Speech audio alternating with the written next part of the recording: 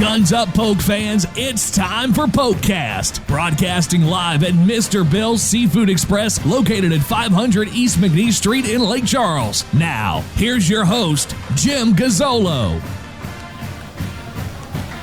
We're back after a week in beautiful Salt Lake City. We're back at Mr. Bill's, across the street from campus here at McNeese State University for PokeCast. I'm excited tonight. I know you probably aren't, but I'm excited tonight because there's no Will Wade. And that means I get to speak, I get to enjoy myself, and I get to go home not crying. So once again, when Will Wade isn't here, I get to have a good time. That's all I can tell you people. Lots of things to talk about tonight. Lots of things still happening we've missed out on because of basketball. First and foremost, let's talk about women's tennis and Gabby Moore, coach, 17-1. Last time you were here,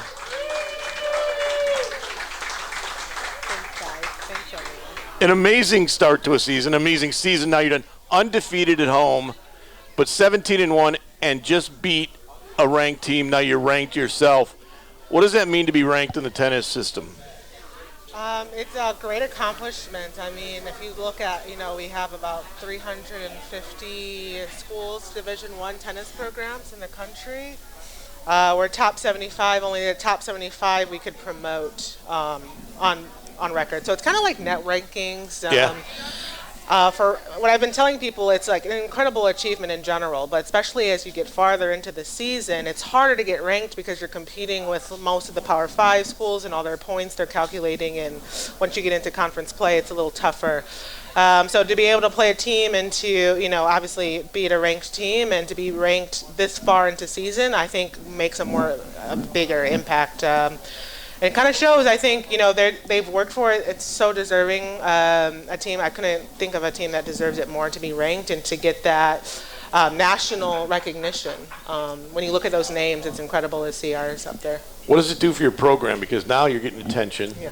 Now, a lot of the attention in town's obviously been basketball, but kind of under the radar, you guys are starting to get national attention pretty good now. What does that do for you, and what are you hearing from people? Well, of course. I mean, the attention's always good. People want to be in a situation where they see us winning. Recruiting, it's always good, easy when you're winning, of course. But I think it's just great, as a Division I, as a smaller university that doesn't get the recognition that it deserves. I think that's the biggest thing for me is being able to see our name, our logo, nationally, and to put kind of McNeese tennis back on the map. That's something I talked about when I first got here is, getting the recognition that I think these girls deserve and putting this university, this program, this city on the map on a national level. And how was the crawfish yesterday? It was great. Honestly, I mean, Chad came over, he brought about 150 pounds. That stuff was gone in I couldn't tell you, 20 minutes. And then I text him, I'm like, can you bring at least 50 pounds for the girls so they could have some after the game? So he comes back, he's waiting. Our match was 4.5 hours long, and I'm like, poor thing. He's like, probably never going to come to another tennis match again, thinking, we're out here all darn day.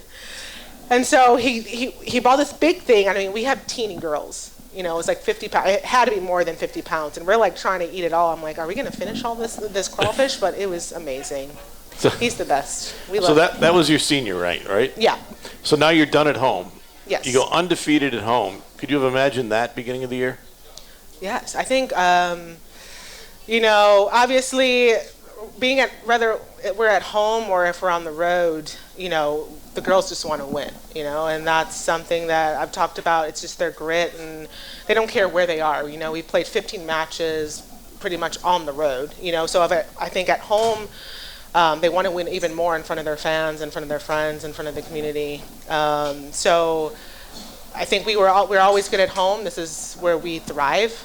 So I definitely could see us doing really well, and I know we had a good few matches that we could host at home that could give us that recognition as going undefeated. Now, last year you made some noise in the conference tournament. What do you want to do this year? Obviously, you want to win it this year, but where do you think the next step is for you? And how much did beating the New Jersey school do that for you? Because that's the national ranking. That gets you kind of confidence. What did it do for your confidence? Well, for us, I think the last time we talked, they're in our conference. Yeah. So we weren't going to play them at first. They were supposed to play Northwestern State. They canceled, and we thought about the opportunity. When I told my girls, opportunity like this comes along, we got to take it. And I think they are a strong opponent, and they get seeded in the tournament based off of their ranking, their national ranking. So unless you're the number one seed and you go undefeated and you win regular season, if they're ranked higher than you, they're going to be seeded higher than you, no matter what you do in regular season play. So we knew it was a win-win. We weren't losing anything from playing them. One, we see our competition, a school that we never get to compete against, that I think are going to be top in the conference, and someone's going to pull them early in a round. Two, if we beat them, we get ranked higher than them. And also, the only thing that connects is that if you have a straight head-to-head dual win, you automatically get seated higher no matter what, ahead of them. So I think for the tournament, it was good to see all our competition. We need to be prepared on every level to know what's up against us. And of course, we want to win. That's the goal. That's what we want to do, is come back with, I want to be on this show a couple weeks from now talking about how we brought back home some hardware. But I think just preparing, we did the best we could possibly do, just trying to prepare for that moment. We saw NJIT was a great opportunity to play, again, a school that's going to be there in our tournament, and get us ready for what's ahead. So we're just taking it one match at a time. We're going into it from here on, the next 3 matches that we have left, and then taking it one match at a time once conference, because it's pretty much going back to 0-0. Is it, right now, you have 3 left on the road? 3 left on the road. Okay, so where do you go? We have Lamar on Saturday, and then we head to Corpus the following week on that Saturday, and then we play Incarnate Word on the Monday. Okay, so then where's the tournament at? In San Antonio. Incarnate Word is hosting. Okay, so now New Jersey has to get to there. Yeah. That's a long flight for them. You will be the number 1 seed if you can win out, correct? Correct. And even if you lose 1, you might be the number 1 seed. Correct. So you're in pretty good shape right now. Yeah. We're in, and Northwestern State was a big one. They're an incredible, incredible team. I mean, honestly, the Southland Conference is getting more competitive every year, which is great for us.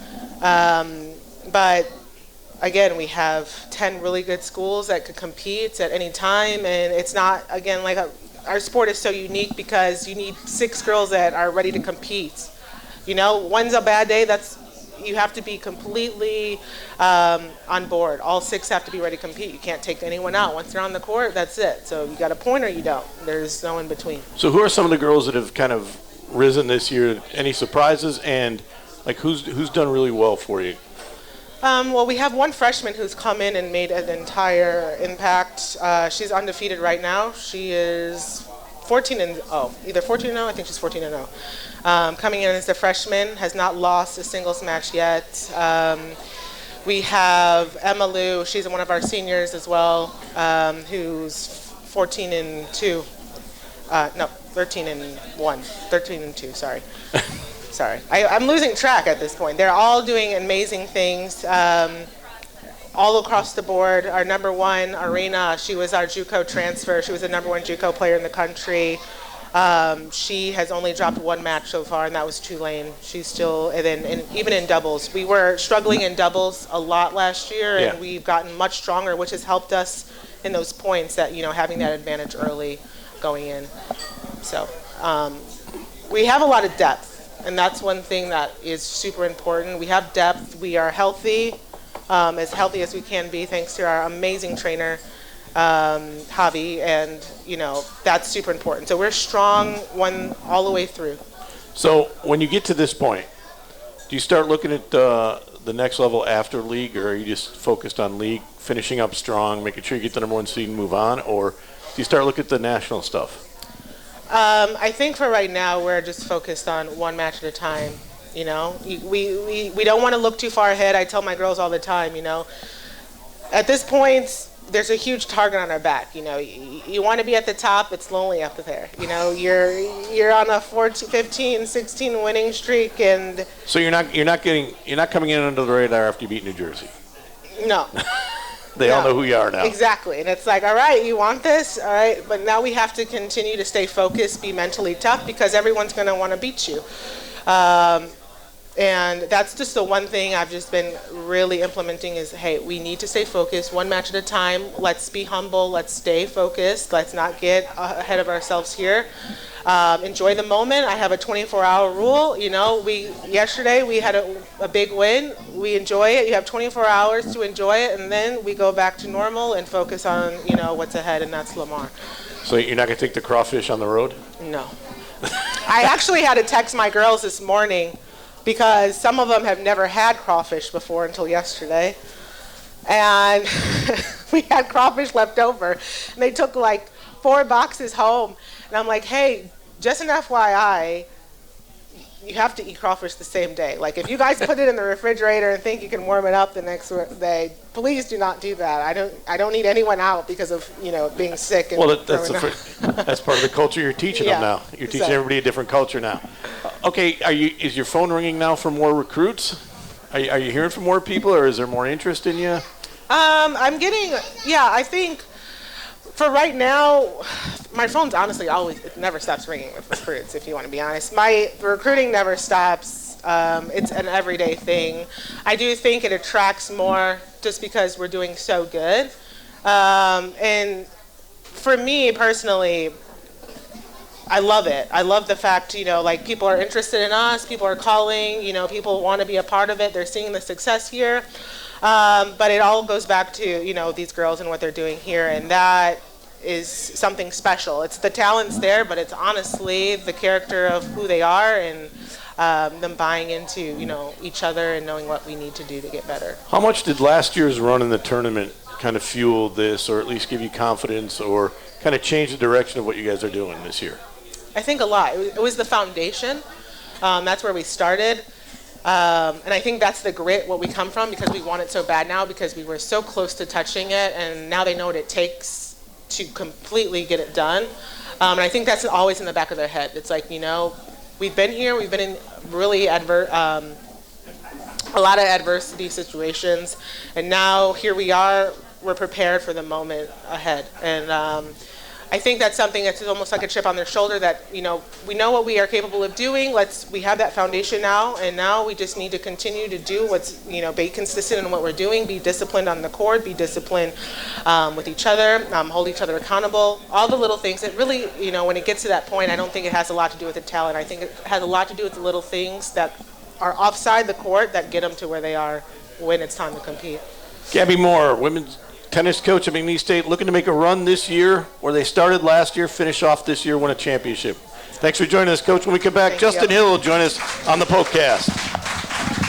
Mr. Bill's Seafood Express, located at 500 East McNeese Street in Lake Charles, is locally owned and operated. Don't forget to check out Mr. Bill's Seafood Express daily lunch specials Monday through Friday. Mr. Bill's Seafood Express also has live music every Thursday and Saturday night. Chad Poussaint and Jason Guillory, the owners of Mr. Bill's Seafood Express, proudly support the McNeese Cowboys. Mr. Bill's Seafood Express, 500 East McNeese Street in Lake Charles, says, "Go Pokes!"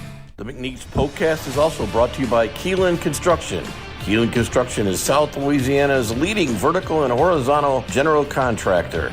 Keelan courageously pursues complex challenges to advance further the life and culture of our staff and the communities we serve. And also brought to you by Southwest Beverage.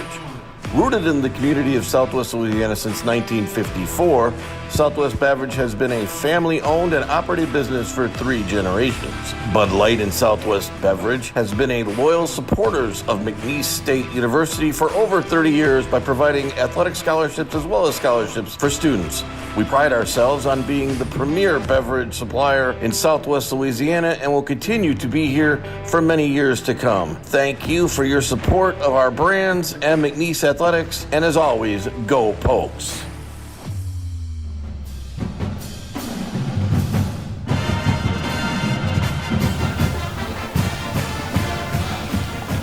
We're back from Mr. Bill's across the street from campus at McNeese State and on 92.9 FM The Lake. Want to thank MAF for making this happening. That's the McNeese Athletic Foundation.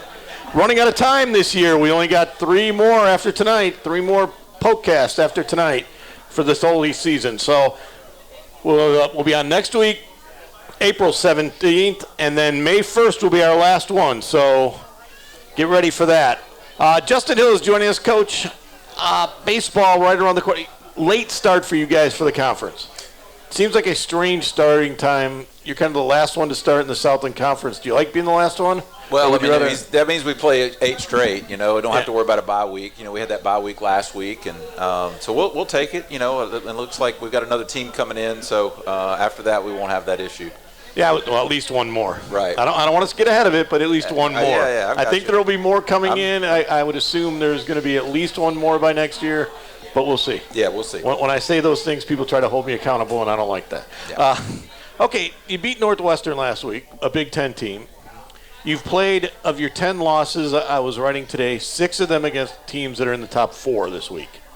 So you've had kind of an unusual schedule in the fact that you've played really good teams, then you've played some other teams. Where do you think you are, and could you get a really good judgment on that, or are you still kind of figuring this out? The reason I say we're figuring it out a little bit is because we haven't really gotten a rhythm as a team because we've had so many injuries. We've had injuries position player-wise. We've had injuries on the mound. And we didn't know who we were to get going. We've been fortunate. A few guys have been able to kind of stabilize the pitching staff and trying to figure out what we are. But it is hard to figure out really who you are when you're going up against an Arkansas and a Texas A&M. But yeah, I mean, it's what I will say, what has come about is we got some toughness to us. We got some character to us, and it may not be the prettiest thing. It's certainly not going to be easy. That's one thing it's not going to be. But you got to stay there the whole time for sure. Well, the thing is, you guys usually get teams coming down here to play you. This year you went out and got 2 big schools to play outside. I know you like 1. 2's an awful lot. Yeah, I mean, it's getting harder to schedule. I mean, that's just kind of how it is. I mean, teams are not wanting to travel, and, they may want to go somewhere else. I mean, some of it has to do with how far you are from an airport. Sometimes it's just how it works out. I mean, so each year is just a little bit different. The other thing, and I was talking to somebody earlier today, is just there's been so much instability in our conference schedule. Yeah. And so when you have that, it's just been so much – there hasn't been any stability since 2019, and so, we talked about that earlier. But, I mean, that's just kind of how it works right now. So we'll see. Well, hopefully that's coming. Yeah. Now, and at least getting the even numbers so that there's not that weird kind of bye week, especially late in the year when we've seen that happen. You can kind of set up. Okay, I want to go to your rotation because that was the big question mark to me was who's going to be the top 3. Are you going to have top 3? You've kind of settled into 3, it looks like, with Lejeune, Voss, and them. And when you do that, when you kind of settle in, how much comfort do you get in that? But how much can you still tinker with it at the back end on a Sunday? Yeah, I think we're still going to be able to tinker a little bit. With last week, we went with Lejeune, Voss, and Gravel coming off that kind of off week that we had. We knew we were going to have to line up and do this again. We like it. We like kind of how we are. We've had some guys solidify the back end of the bullpen with Dalen Caraway, JT Moeller, Kanan Morrow. That allowed us to move Lejeune to a starting spot. So, and plus Voss has had the tough. Had the tough road. I mean, he's had some, has some tough opponents he's had to face, and so, but he turned around and gave it to us last week as well. So, I'm excited to see it. We feel like it's going to be at least this way for this week. We'll have the extra day after this weekend to see if this is what we like. Yeah, I was going to ask you that because his ERA is kind of high, but you gave him a start at A&M. Yep. You gave him a start at Arkansas. He got to start against Louisiana Tech. But we did see something pretty good out of him against Northwestern. Do you think he turned it around, or do you think he's kind of finding himself? Well, and then you also got to go the other start that he had against New Mexico State. He went 5 innings and only 1 run. So I mean, so he's had it there. Again, he's going to be a pitch to contact guy. We got to do a good job defensively around him. So I mean, he's the guy we started in the fall game against LSU for a reason, and so he's been showing us that.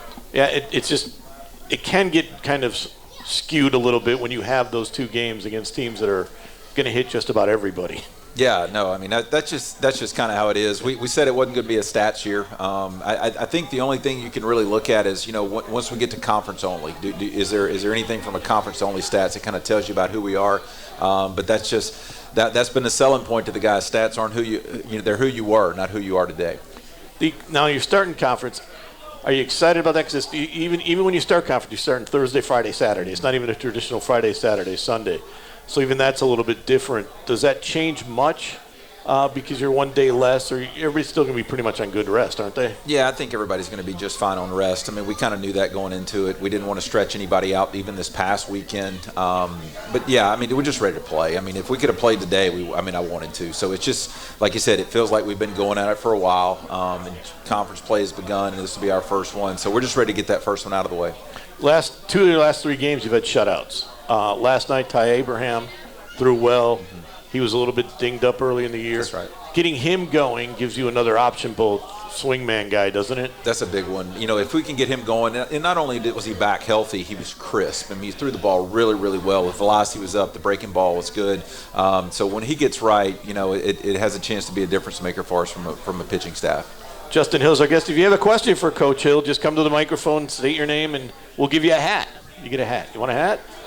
That's one of these right here. Yeah, I'll get a hat. Yeah, I love a hat. All right, when you look at college baseball, completely different now. Last year you kind of benefited in a way because you had a lot of guys with experience. Now all of a sudden that kind of flips a little bit and you're getting a lot of guys. This was a very important stretch for you, wasn't it, to get some guys some experience and kind of see them get them the field that they haven't played on? Yeah, I mean, it wasn't, like I said, it wasn't a deal where, you know, it didn't work out the way we wanted it to, mainly from, like I said, from injury standpoint. You know, we've you know, I don't think any Northwestern State Demons are listening to this, but I mean, we got a freshman playing shortstop. You know, we got a guy who came in as an outfielder playing third base, who moved to first. Now he's at third. So we've got a few things moving around that we weren't really anticipating. So we're seeing what we got. You know, we're kind of looking through everything right now. So we're thin right now a little bit, but hopefully we'll have some guys coming back soon. You said something interesting last night after the game. You said we get off to really good starts, but then all of a sudden we sometimes lose focus. Yes. But that's something we can fix. How do you fix that, and how you guys been approaching that? Well, it's if you to me the first thing is you show them proof. You got to show them proof that you are focused. You do a good job. We've done a good job on starting pitchers. We come out to a good start with some things, but when they change the pitcher or we score a little bit, we kind of just relax a little bit. I mean, that's the hard part about baseball is staying focused the entire 9 innings and then the next day and then the whole time. So that's what separates the really good teams from the average teams. So that's fixable because you can focus. You can do that. It can be something where everybody's working on. You know, you're working on the pitcher, you're working on this guy, and it becomes something you kind of remind. So we'll see, but it can be done. And you're talking mainly about when people ask me that, you're talking about piling on runs.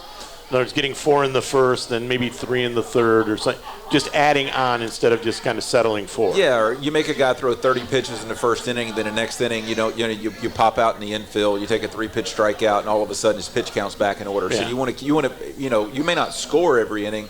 You obviously the big innings are the ones that really do the damage, but you got to be able to keep the pressure on every single time. Now that's not as big a deal on a Tuesday or Wednesday night, but that is a huge deal when it comes to Friday night. To get into the bullpen early, right? Yeah, absolutely. If you can see those guys early, or make them recycle, that's going to be a big thing. Or if you can see what's at the back of the bullpen, anytime you get more looks at the guy, it's certainly going to help you out. Okay, last night again also, you said it was a great coaching move to move Cooper Hex to the leadoff spot, 7 for 9 the last 2 games. But what has he done differently, and how does that kind of jump-started your offense a little bit? Yeah, we just try. I mean, obviously, it's kind of hitting the bottom early on. You know, the thing we like about Cooper is he's a dynamic player. He can hit the ball out of the ballpark. He can run. And he's just a good presence up in the top part of the lineup. He's been here 4 years. He's been there, done that, played in the regionals, done all the things, all conference player. So he's a dynamic player, and he can. When he gets on, if you look at the ratio of how many times he gets on base, how many times he scores, pretty high. How much different is this team than last year? Because last year when you came in, we knew all the names almost. We knew Burkell. We knew just a lot of names. This year, there's a lot of guys that are getting their first shots or their big extended shots, the Connor Westenberg for one. Right. We're starting to see them in some of the things they do. Is that more exciting for a coach or just different? Yeah, it's a different kind of excitement. You enjoy seeing when players improve. There's certainly certain times where you just write the lineup. That's going to be the lineup. There's not a whole lot of opportunity to really dig in and get into there. But with this team, there's really no telling. I mean, we've kind of rotated catchers a little bit. We've had different guys play different positions. So yeah, there's certainly it's a different level of excitement. It certainly stretches you a coach for sure. The conference in general, have you seen it improve over the years? Are you seeing it improve now? And what do you think Rio Grande Valley will bring. Well, besides another long road trip every other year. Yeah, I mean, the thing about the league is the teams that we have here have done a really good job. New Orleans went down and did a good job against Nichols this past week. Those guys have been knocking on the door the entire time. Lamar's, I think they just had the nation's longest win streak snap last night. Obviously, Southeastern's going to be good. Nichols is defending champion. Corpus just beat Texas. You kind of keep going with those kind of things. We obviously lost some really good teams, when some teams left, and but at the same time, the teams that stayed, I mean, they've done pretty good, and so it's always a scrap, it's always a fight. Every midweek, you see somebody going down, so it's always tough. It's going to be tough for 8 weeks coming up. But you mentioned the thing about the schedule, seeing teams wanting to come back into the Southland, some of them that had left and are now wanting to come back. That kind of extends some of it makes it a little easier for you as far as the schedule goes, doesn't it? Well, when they have to come here, it's certainly better when they have to come play here. So yeah, I mean, there's some familiarity with that. I mean, you don't want to spend that much time on a bus, and you want it to be a situation to where you can have some familiarity with your opponents, and the rivalries are better. It's better for the fans. It's better for there's some continuity there, and so hopefully we'll start to get to that a little bit. Speaking of rivalries, who do you see as a rival in this league, and who do you like to see? Who do you think is good this year? It looks like Lamar's off to a pretty good start. Yeah, I think Lamar's off to a good start. We get them in our second weekend. We go over there. They always are really nice to us when we go over there. They love those. They seem to be big fans of you. Yeah, they're big fans of what we got going. Those guys and the guys in Hammond. So I mean, it's just everybody rolls out the red carpet to us. But I think when you have rivalries, I mean, I just think it's good competition. It means you're relevant in what you're doing. So I'm good with it. Well, they don't like you because you didn't call it Hammond America. That's the problem. You just call it Hammond. It's Hammond America. Come on, man. That's the only place where it is. So. I say that all the time. Yeah, Hammond right. America. Different team this year than last year as far as power goes. Mm-hmm. Doesn't seem to have as much power. Maybe run a little bit more of that, see a little more small ball. But does that change up how you look at a series going in and say we can give up X number of runs, or is it just kind of finding a different way to get going? Yeah, I think it's really more like you start to have an idea about how many runs you're going to score in a game. Some of that's been skewed for some of the teams who've been played, but you start to get a feel of your team and what they're going to do and how they're able to stay focused and what they can do. But you start to manage the game a little bit differently. Do you want to bunt in a situation you normally wouldn't? You try to give them some freedom, but you got to give them the opportunity to fail a little bit before you can figure out what they can do. Yeah, that's one thing that when you have a young team like this, or an inexperienced team as far as snowing it, you might know what they can do through fall ball and that, but you haven't seen it on the field. You have to give them the opportunity to fail, don't you? Yeah, I mean, at some point, you can't win them all, and sometimes you have to take a risk. I mean, that was one thing we did last night. We put Gage Trahan, played second base, first time he's done that in college. He'd been playing third base for us earlier. We wanted to give Peyton Lejeune a breather. He needed a breather a little bit physically. He kind of had some things going on, but at the same time, if we go down, I don't want the time when we go to if we go to Beaumont, I don't want that to be the first time that Gage Trahan plays second base. How are you on injuries now coming back? Are you getting pieces back, especially offensively? Slowly. We actually, we had I don't know what I'm allowed to say or not say, but no, it's slowly. We hoped by the time Lamar, maybe Brayley Hollins will be coming back, in a DH role or something like that. But other than that, I mean, it's just kind of one day at a time right now. Yeah. How are you as far as everything else goes, as far as setup for this week? Where would Abraham be able to pitch after throwing last night? How much do you think he could throw? Where do you think he could fit in? Yeah, I mean, he could come in on either probably game 2 or game 3. He needed to go pitch, and so we didn't want to just take that out of him to be available for Thursday. We feel confident in Lejeune having to give us, we're going to let him a chance to go win the ball game, and then we've got some other guys that'll be behind him on that. So we'll give Ty an extra day on that and probably be ready game 2 or 3. And so when you start looking at that, how much did you want to use him last night? Oh, he was the first out. We knew that was going to be first out for him. We wanted him to go, and he was about the pitch count we wanted to be at. Maybe not up the fourth time, but we had to go doing that first inning because Caleb had the back thing kind of flare up on him. So we did what we had to do. What do you think you're going to see from Northwestern State this week? The one thing that I've noticed, I think it's easy to look at their record. Obviously, they got a new coaching staff. But the one thing is that if you look at their scores, they just never quit. They keep going, they keep fighting, they keep scoring. There is no lead that's safe. They're going to swing the bat. They're going to keep fighting it. And I think that goes to the personality of Coach Bertrand. So there is no opportunity to let up. I think if we let up, that's where they're going to get us. Have you ever had a season where you open with this much against this many good teams? Maybe one time as an assistant coach that we had. I had a Southeastern team that we were at. We opened up at FIU. We went to Mississippi State. We went to South Alabama tournament. We had a few, but we obviously had a different team when we were doing that. So we had a little bit more. It would be like last year's team we had going to go do that kind of stuff. So I've seen it before, but I'm fortunate we're able to hang on to it right now. Justin Hill's been our guest for the second segment here on PokeCast. Northwestern State comes to town starting tomorrow night. First game is at 6 p.m. tomorrow night at the Joe, then 2 p.m., then 1 p.m. So 3 straight games, right? Or is it noon? 3, 2, and 2. Oh, 3, 2, and 2. I'm sorry, 6 o'clock tomorrow night. Yeah. 2 o'clock on Good Friday, and then 2 o'clock on Saturday. I messed you up. No, that's okay. I missed batting. So you get there early and watch batting practice. No, it'll be good. It'll be good. You get there and watch batting practice. That's right. When we come back, Gary Goff will be next up as we talk football on the PokeCast. The McNeese PokeCast is also brought to you by Southwest Louisiana Credit Union. Southwest Louisiana Credit Union now offers an account just for McNeese students. It's the blue and gold checking account. All it takes is $5 to get you in. You get a free debit card, online and mobile banking, and access to a smart ATMs. There's no service charge. You can even get free financial counseling. That's why Southwest Louisiana Credit Union is now the official credit union for McNeese students and McNeese athletics. Find out more at swlacu.com. To open a blue and gold checking account, go by Southwest Louisiana Credit Union at 4056 Ryan Street, about a block away from campus. Membership is required. As the oldest athletic booster organization at McNeese, the McNeese Cowboy Club is proud to continue providing support to all McNeese athletes for 49 years.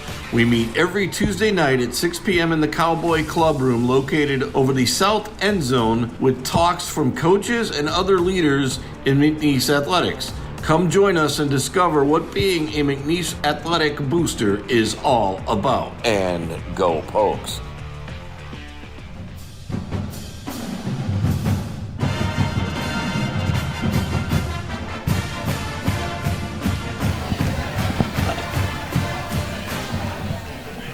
We're back at Mr. Bill's and on 92.9 The Lake FM, and Math is presenting you the PokeCast here on a Wednesday night. Only 3 more shows left. You're probably happy about that, right? Really? Only 3 for the year? Yes. Oh, I didn't. Then you get the whole fall to yourself, though. Usually, see, you get the whole fall to yourself. Exciting. Is it? You don't pick on me like some other people do. That's all I know. Gary Goff is with us, football coach at McNeese State. We have a question right off the bat for you. All right. Hey, Coach. Is it on? Yeah. Good. Hey, so you know my heart's with the front line. I want to dive straight into it. I got to watch practice a little bit this week. Let's talk about health. Let's talk about foot speed. Let's talk about, experience. Can you dig deep into that? Because I know, so much is won and lost in the trenches, and I just want to hear about what you're looking forward to next year. No, absolutely. Offensive line is probably our most experienced group. We're going to have 6 seniors there. We had 2 big transfers in December that joined us. William Bressey, who's our center, and for a center to be 6'6" and 330 pounds, that's unusual to have a center that big. But he's got great bend to him. He's got really good ball get off, and he's picked up the offense great. So just having somebody with that size right there anchoring your offensive line, it makes it very difficult for the defense to kind of get by him, right? And then both our guards have played a lot of football. And then, of course, Hezzy at tackle. And then Hayes Creel is going to continue just to get better and better and better. He's had a really good offseason. But really in spring, I thought the offensive line has had a great, great spring. And, I've said this before, all good. My assistant head coach, been with me for a long time, has just done a great job developing those guys. That's a tight-knit group. And we're excited to see them play next year because I really feel like they'll be the anchor of the program. So you go from 4 seniors total So 6 seniors on the offensive line. Right. That's got to make you feel pretty good. It feels great, and especially in the trenches, right? That's where hey, David's right. In the trenches, that's where the games are won and lost. And but the flip side of that, I got to talk about the defensive line while we're talking about in the trenches because we've gotten a lot of size on the defensive line, and that was one of our focus points in this recruiting class. And Steven Johnson's just under 6'4" and 334 pounds himself, and he's explosive. He's got massive size and strength, and then beside him, there's some guys that have really had a really great offseason is Ernest Grayson, Macy, and a lot of those guys have just they've meshed well together. Yeah. I thought the up front defensive last weekend scrimmage did a really, really good job up front stopping the run. Okay, I get a feeling David was a ringer because otherwise we would ask quarterback right off the bat today. You know that. I mean, he's probably not in social media all day long like some people. Well, that's some people, maybe some people. But let me ask you about that. Nate Glantz, transfer portal this week. Probably not a huge surprise considering. Not at all. But it does kind of leave you a little flat tomorrow night because Six Killer is not going to play. How will you do the scrimmage now? Yeah, I mean, unfortunate that he chose to do this the day before the spring game, but it is what it is. Especially the quarterback position, right? There's only one starter. Yeah. So I understand. Guys want to go and play, and he kind of knew where he was at on the depth chart, and this wasn't a surprise for us, but it was a surprise he did it today. So timing. Yeah, the timing, right? And then, of course, as luck would have it, last week, a Six Killer tweaked a hamstring, so we're going to be very, very, very careful with Six Killer. But we're going to get a total of about 70 to 80 plays. Our quarterbacks are not live in scrimmages, so it'll be good for Alex. It'll be good for Alex. We're going to treat it like a game for him. So, we're going to not split up and have a spring game, but it's going to be offense versus defense. I'm not worried about keeping score. It's about us coaches going out there and getting one last evaluation of the entire program from top to bottom and see where we stand. And we do have the answers on a lot of guys. We know, hey, this guy's going to be our starter, that guy's going to be our starter. Really good players for us. They'll take part in the scrimmage, but we're probably going to give some of the 2s and 3s a little bit more of the reps to see how they've going to continue to develop. Well, let's get into a little bit of the not only is the defensive line kind of impressed me a little bit, and I haven't seen as much as I usually do, obviously. But I was busy last week. But the linebackers, especially, even the guys that came back look different. It seems like your front seven are going to be able to stop runs more than they could last year. You just physically outmatched at times last year. Absolutely. Well, you talk about look different, and we'll start off with 2 of the freshmen from a year ago. Jackson Anders and Peyton Lemaire. And those are 2 freshmen playing. Probably didn't have a whole lot of business playing, and I mean that with utmost respect. I mean, they're very, very capable and very talented, but to play a true freshman at this level is very difficult. Yeah. But both those young men have gained a lot of mass, a lot of strength to them. This will be their second year in the system. They know what it's like to play in a college football game now, and they've had a really good offseason. And so we got those 2 young bucks right there that are only going to continue to get better. But then Micah Davey hasn't even played. Hasn't practiced this spring. He'll be cleared in probably another 2 or 3 weeks. But still, got a great player right there. We added Tristan Driggers, who's a 2-year starter at Monroe. And he's kind of, got this nickname of Ball Hawk. The dude is always around the football, And it's a good nickname for a linebacker. It's a great thing. I keep questioning him, though, that are you reading your keys or are you just staring at the quarterback's eyes nonstop, But he's a really good player for us and explosive. And then adding to that linebacker core right there, an outside linebacker, is Marcus White. Marcus is 6'2" and 240 pounds and as quick as a cat and explosive. But this guy was all Ivy League up at Dartmouth, and he's a big addition for us, and it was a big hit for us because, these older guys have seen so much football. They can read and react so much quicker just because it's all about reps, right? They've played a lot longer, and so that's been refreshing for us to see this spring, these guys on the defensive side of the ball being able to do things at a lot faster pace. Well, you said last year that you needed experience on the field more than anything, and that's because they know what they trust what they're seeing. Right. Whereas some kids that are younger are kind of feeling it out and don't trust what they see, so they're a step slow. Absolutely. It's not they're bad football players, it's a step slow. Absolutely right. Yep. And that's why, Jackson and Peyton are starting to really grasp it, and they're moving a lot quicker. Yeah, you got to make a lot of mistakes when you're going in, when you're playing. Okay, now the guess would be you're still looking for a quarterback somewhere in the portal and other places and other people, I would guess. But you added 3 last week, essentially. Tell us about them, and is that more depth and how much you seem to have gone to a junior college route in California a little more.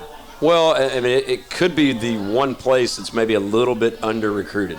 There's so many schools out there, and so many people are just living directly out of the portal. And I kind of think we've got a little pipeline with a few schools right there. And so we've got about 6 guys on the roster now from the California JUCOs. But, we signed a tight end last week, we signed a safety last week, and we signed a running back last week. And all 3 of these young men will have an immediate impact in the program. And we're continuing recruiting like that. You're right. We've got a scholarship at quarterback, and we're probably looking to bring in somebody with experience, just because outside of Alex, including Six Killer, you got a bunch of freshmen. Yeah. And I think Six Killer is going to have an amazing career, but he's still right now just a freshman. So Alex has the most experience in that room and has had a very, very, very good spring. But so we're going to look and see if we can't find another addition to that room that's going to make us better and somebody's got some experience, because you can never have enough quarterbacks. We've seen that as we've gone through here. Yes. But I do really want some consistency in that room. We need a guy that we can build this program around, and I think we got 2 guys on campus right now that we absolutely can do that with. Yeah, it's hard, but that's the nature of the quarterback spot. Now you see it on every level is if you're not starting or you're not getting guaranteed reps, you're going to go find some place that's going to promise you that whether you get them or not there. Absolutely. It's just it's almost like, it's just free agency every day almost. So do you Tell me about it. You see the portal every day now? We do. Well, I looked at it last week, and we talked about it as a staff. Last week there was just under 5,000 people in the portal. I think it was 4,972, something like that. I have not checked this week. Last week was practice, but I would guess in about 2 more weeks there'll be another 2,000 in there. So you're going to have close to 7,500 people in the portal, which is insane. There's not that many scholarships out there, right? And but I do think some players are starting to see a trend of guys getting in the portal and not finding a home and realizing I made a mistake. The grass is not always greener on the other side. So we'll see. We'll see how this plays out over the next several years, right? It seems like it's always evolving, but I do feel like there's another trend starting to happen right now. Like, hey, it's not so bad where I'm at. We can build something special, and the coaches are taking care of us. And we saw that with Shoemate in basketball. That was like he left, didn't get what he wanted, came back. Right. It's a strange. The portal's a strange thing because there's a lot of promises made that aren't kept. Absolutely. And the more times these kids are getting into the portal and hearing stories, you're hearing more stories about them. We hear the big names and obviously big name quarterbacks, but the average kid is finally learning that maybe I shouldn't go. Well, without getting personal on this, we had some guys in December that got in, and a couple of them we didn't want to leave, right? But didn't find homes. Yeah. And are now walking on at other programs. So it's just not. It's not this magical deal where, hey, I'm going to get in the portal and, hey, all of a sudden, hey, LSU wants me here. Let's go. It's just not that easy for 99% of the people that enter the portal, right? Not everybody's getting rich in the NIL. Oh, gosh. But they all think they're gonna, though. That's the way it is. And that's the way everybody is. Everybody thinks they're gonna. Okay, so tomorrow night, you're going to play a somewhat scrimmage, somewhat game. Yep. What do you want to see out of that? You talked about consistency. You want to see big plays, but if you see big plays, that means your defense is giving up big plays. How do you judge that, and how do you? Right. I think it's very difficult for a head coach. What I mean by that, I've got an offensive background, so I want to go all in on the offensive side and score a lot of points. But I know I need a really good defense, and so again, we spent a lot of resources and time on the defensive side of the ball this off season. So I hope it's a little bit of a stalemate. I'd like to see some explosive plays on both sides. I want to see offense have explosive plays and score, but at the same time, I really want to see the defense have some explosive plays and some turnovers. And I think we've improved in the spring. Defense really attacking the football. I think they've done a really good job of trying to strip it every time the ball carrier's running. And I think it was early on in spring they were getting about 3 or 4 turnovers a day, and I was pretty hot about that from the offensive side. But on the defensive side, I was like, y'all got to keep this up. So I'd like to see us execute at a high level, and I'd like to see a good physical scrimmage where there's not any extra. I want the guys focused on their job, one play at a time, doing it to their best ability, line up and play the next play. And that's something we've talked to them a lot about this offseason. The most important play in football is the next play. Whether you scored a touchdown or whether you made a mistake, you can't dwell on that. The next play is the most important thing. So I'd like to see some clean execution out there tomorrow night. And, I got to have both sides win. And you also said you're going to have some fun tomorrow night at some point. Well, that was tonight. Oh, we did tonight? that tonight. Okay. Yeah, that was at the end of practice. Tonight was our last helmet practice. So you don't want to go out there and go against each other in any team session and somebody get hurt right before the last scrimmage. So we went out there and did a lot of drill work early on, and then we split the field up. We played wiffle ball on one end, and I can tell you some of these guys have never held a baseball bat in their life. The other end, we played kickball like back in middle school, and some of them were pretty good at that. And then in the middle, we played what we call walk ball, where they can't run, but they can throw it as many times as they want. But anyway, so we had some fun with them for about 30 minutes out there and had a good time. Please tell me the Kickers won the kickball game. I'll tell you what, Finn about kicked it out of the stadium, but Tristan Driggers can kick the ball. Now, I'm telling you that. And he's actually got a highlight film on his Twitter page where he kicked about a 45-yard field goal. So you get an emergency kicker. Well, he was joking around at practice a couple weeks ago. He said, "Hey, coach, watch this. $20, I can put it in the end zone." And I said, "No." And he kicked it off, put it in the end zone. I was like, "Okay, we do have an emergency kickoff guy." There you go. Well, we come back with Coach Goff. We'll finish up on tomorrow night, how the fall has been, or how the spring has been, and what the fall looks like on the PokeCast. The McNeese PokeCast is also brought to you by Twisted Vines. They offer residential and commercial lawn and landscaping maintenance, irrigation and drainage installation and repairs, outdoor landscaping, lighting, holiday and event light installation also with 3D drawings. Contact Ryan Boyd at 337-274-2267 or email info@twistedvineslc.com. Like them on Facebook and follow on Instagram at twistedvineslc. If you mention you heard the Twisted Vines on the PokeCast, you will receive a 10% discount off your purchase. And Pompelli Tire, official tire store of McNeese Athletics. Experts in tires, EV-specific tires as well. We do more than just tires. Mechanical work as well. A full-time mechanic is on site at all times to help in your needs.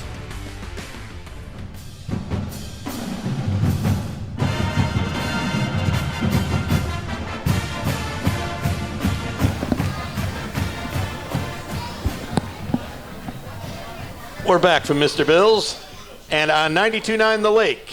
This is PokeCast. Gary Goff's our guest. What's the spring been like for you overall? I know you had the flu 1 week, then you got rain on Monday, so nothing's been normal. But what's it been like, and what have you liked? No, you know what though. But going into spring, we as a staff talked about, hey, we're gonna change things up on them on a consistent basis. We don't want them to get complacent or be able to relax. And we even had the idea we're going to practice at 6 a.m. in the morning some, and we ended up doing that due to some weather. Our expected weather in some afternoons. But, we changed the schedule quite a bit on them. And to be honest, I think they adapted very well. Monday, we were scheduled for practice. It was rain, so we just canceled it and moved it to Tuesdays. That was pretty easy. But I think changing the schedule on them from early morning to afternoon and sometimes the day of, because we got to learn how to not focus on the things out of our control and focus on what's at hand. And so we did a lot of that in the off season leading up before practice, and I'll kind of carry that through the spring. But I'm pretty happy where the team is at right now mentally. And what I mean by that is they bought into each other and about what it's going to take for us to win. And they're more focused on camaraderie and doing this together than, hey, look at the play I just made. And the coaches have done a good job paying attention to that. And, we had a receiver last scrimmage catch a ball and kind of made the whole show about him and immediately kind of attacked it as what an unbelievable play, but enjoy that with your teammates. Make it about the team rather than a selfish act. And I know he didn't mean it in a bad way, but we're just trying to teach him overall it's us together. I'm pretty pleased right now where they're at as a team. Now, we still have a long ways to go. We've got all summer, we got all camp, and then the season's a very long season. But I think mentally right now they're in a good spot. That they know that hard work pays off, and we've got to earn everything. Nothing's going to be given to us. The wide receivers, you always talk about wide receivers. They seem to be upgraded, especially with Absolutely. From DeVille, from Iowa and Purdue. We still haven't seen, obviously, Paris, but it does seem like they're an upgrade from the last couple of years, especially on catching the ball. Absolutely. And tough catches. You know, Curtis is a big receiver that's got real strong hands, got a great catch radius. And then on the other side of him, Jesse Campbell, is very, very similar. And then you got Jermichael Carter, who's had a really good offseason. He's gained 17 pounds of mass to him and a lot more strength. And he's still a young guy that's learning it.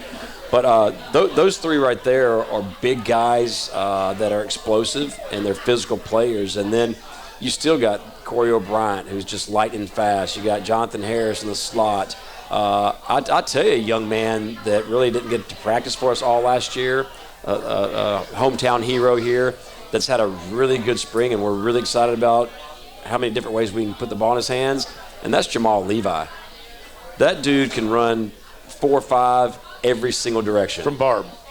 Yeah. Yep. So he's been a lot of fun to get out there, and we've done some different things with him. He had 2 big plays last week in the scrimmage, so he's like catching a cat. It's almost impossible, So you're right. That receiving group, we got some really good depth in there right now, and once we get Mackay back, he should get cleared late summer. We already know that he was a really, really good player as a true freshman, so I think we're pretty talented in that room. One of the things is getting guys the ball where they can make room and make plays after they catch the ball. It's been a problem the last 2 years. Absolutely. Obviously, more accuracy in passing would help. Yeah. But how important is that going to be so you can utilize that speed? Well, look, if you're struggling at quarterback play, it doesn't matter how many great receivers you have, right? So I think it was a combination of that, obviously. I think that's why we've seen some big plays this spring from that receiver room. I mean, the quarterbacks have done a lot better job giving them a chance to make a play, right? But you've got to have that, especially in our offense. I mean, we're a spread offense, throw the ball downfield first. But when you can't do that, you get to become one-dimensional, and everybody knows, hey, they're going to have to run the ball. So that's offensively, I think this spring we've done a really good job of pushing the envelope a little bit. Like, hey, we're going to make sure we're able to stretch the field both horizontally and vertically, and that'll open up the run game. So, I'm excited about that group, and a lot of it's got to do with the quarterback play. You got Barbie, you got Sean. Strong, but you also got Durham, you got Kobe Ham. You got some different types of rushers back there. As long as they're healthy going in, you should be able to do some diversity as far as different types of running. Absolutely. And that's another reason why we're doing this spring game more like a scrimmage. We got 2 healthy running backs right now. And it's been like that all spring. That's not a shock to us because D'Lo's coming off of surgery, and so is Colby. But you got all 4 of those guys healthy. You've got 2 lightning guys. And then you got D'Lo, who's big physical runner. And then you got Colby, who's got this incredible balance to him. But no, I like that room right now a lot too because, with Joe Sean and Bryce, they both have played receiver before, but they're both, we can line up in the backfield or put out in the slot and do some different things with them. But those 2 have the speed. If they get a crease, they can score, So, and the other 2 have the size you need. But the ability to get guys that can make multiple plays from different ways kind of opens up the offense. The last couple of years, the offense hasn't been able to see everything it could do because you were so formulated in both quarterback and offensive line. And then we got to our 6th running back last year.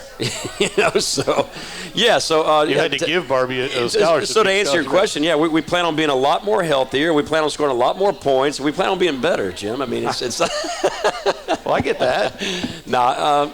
It's exciting, but we're not gonna relax. We understand that it is us against the world, and that's okay. We've kind of are wearing that chip on our shoulder, and we know we got a long off season ahead of us in the summer going to the camp, and we're excited about it. But where we stand right now, I'm the team and the coach staff are very, very, very encouraged. What about what are your thoughts on Rio Grande Valley coming in and as far as scheduling in the future? Because that's always been a question of how do you schedule in the future, especially if the Power Fives leave? You don't want to fly around the country and all that. Getting another conference game helps. I think it's awesome. I hope we can continue to expand the conference. You are, but I didn't know about this until I read it online. I think Saturday. Whenever they announced it, but I'm very excited about it because finding games is difficult. And us making trips out to Utah and Montana. I mean, here and there, those are cool. But when you're having to try to find games like that and make trips like that every year, it's a strain sometimes on your travel budget, right? And those take a toll out of the players. You're getting back at 3 o'clock in the morning and then right back up in the office that afternoon. So I hope we expand by 4 more teams if we can. It'd be really cool if the South had gotten to the point where we had a West and an East. We had a true conference title game, and then it led into the playoffs. You're not that far from it, actually, but that's a different story. Just so you know, that's a possibility of happening. That's actually a possibility of happening from the rumors I hear. How's that? From rumors I hear. I give you, your rumors are pretty spot on. So, who are you talking to, Jim? You can't tell me. You can't tell. I can't tell them that. They're not always in this town. I'll tell you that much. They're not always in this town. People think that. It's probably a good thing, right? But this year, obviously, is a big year for a lot of things. You open up a press box. Yeah. You open up a locker room. You also get your fitness center. Yeah, I don't know if we can name it yet. Right. I've named it, but we can't. I've been told I shouldn't have named it yet. But when it's sitting on the door, I mean, it's basically pretty hard to miss. So cut the ribbon and let's move on. But there's a lot of things positive to go into this. Yeah. When you're starting to sell this program now, again, I know we've talked about the past couple of years where you had nothing to show but promises. Now that they see it, how much attention are you getting from kids differently? Well, I'll give you an example. The 3 young men we signed just a week ago, we tripped them. They had a lot of other offers. They get here. Lake Charles is more than what they might have expected because they just haven't been here before. It's easy to judge a book by its cover, right? They get here and see what's being built. They meet us. They meet the team. They watch practice. They see the locker room. We talk about the weight room. And it's an easy sell. It's an easy sell once you start seeing the stuff happening. Now, when the press box wasn't there and we didn't have the locker room, that's also an easy sell for our competitors, right? Yeah. I mean, they're not going to get that press box. It's been 4 years. They don't have that money. So that's easy to sell to people that don't know. So, getting these guys on campus right now is the most difficult part. Once they get here and see what we're building and we tell them, you're going to be a part of something special, and don't take my word, walk around the community. Go somewhere. Ask them about Cowboy football. Ask them about McNeese athletics. And this town loves McNeese, and it's not if it's going to happen. It's going to happen. So that stuff is absolutely huge to us in recruiting because it's something they can see and put their hands on. Yeah, and that is what a lot of people don't understand is how much that was used against you. That that's not going to happen. I would have used it. I know. I mean, we used it. If people don't have a stadium.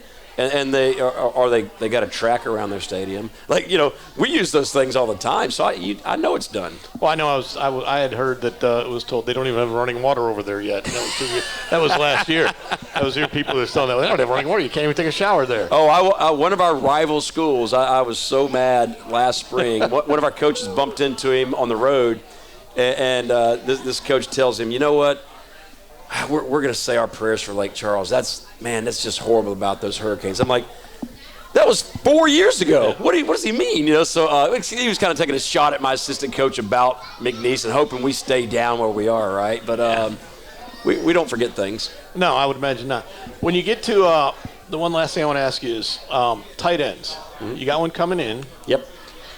How can you use them differently this year? And if you have all these other pieces, can you use them differently? Yeah, I think so, absolutely. Again, we got to be one-dimensional at times last year with them and leaned on them for extra blocking at times. But we've done some different things with them this spring, and we need those guys to be extremely physical and be able to get out, the backfield at times and make some big plays for us. But I tell you, Tyrone Hayes really took a big step.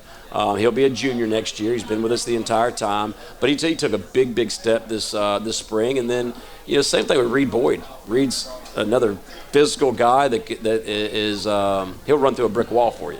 Yeah. Well, there you go. What time tomorrow night? 6:30? We're going to take the field at 6, get warmed up. We'll probably start the scrimmage somewhere around 6:30. All right, good luck, Coach. We'll see you next week on the PokeCast, everybody. One more thing. Baseball starts conference conference play tomorrow night at 6 p.m. and then 2 o'clock after that. We'll see you next week on the PokeCast.